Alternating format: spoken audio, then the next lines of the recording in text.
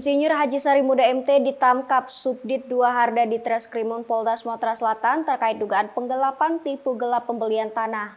Direktur Direskrimum Polda Sumatera Selatan Kombes Pol Hisar Sialagan menuturkan, penahanan terhadap Sarimuda sudah dilakukan pada Kamis malam 4 November 2021. Hisar mengungkapkan pihaknya akan menahan Sarimuda selama 20 hari ke depan guna mempermudah pemeriksaan terkait laporan kasus penipuan dan penggelapan yang diduga dilakukannya.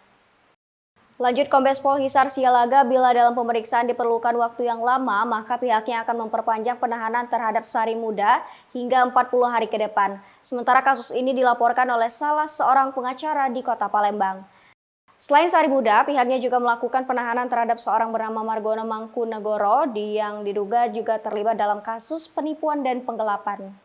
Kasus penipuan dan penggelapan ini bermula saat korban membeli bidang tanah seluas 26 hektar di Desa Tanjung Baru, Kecamatan Muara Belida, Kabupaten Muara Enim kepada Margono dan Irwan Safrizal seharga 26 miliar rupiah. Akan tetapi tanah tersebut memiliki hak milik yakni sebanyak 7 parcel.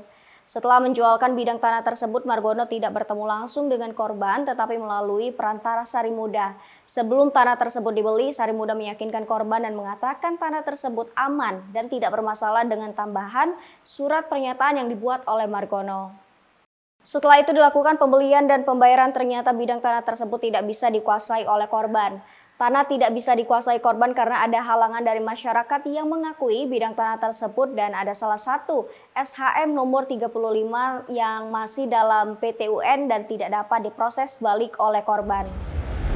Diberitakan sebelumnya diduga terlibat kasus dugaan tipu gelap pembelian tanah mantan calon wali kota Palembang. Sarimuda ditangkap Subdit 2 Harda di Treskrimum Polda Sumatera Selatan.